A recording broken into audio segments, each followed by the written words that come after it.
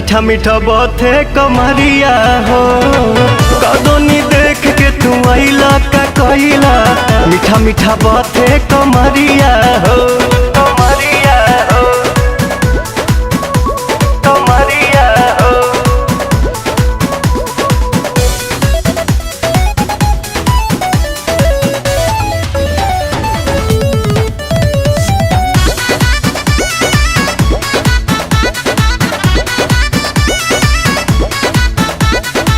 रोजे अयाज में अंतर मिजाज में धैलो न दम तनिका सा, ये पवन कवन आशा चढ़ल बा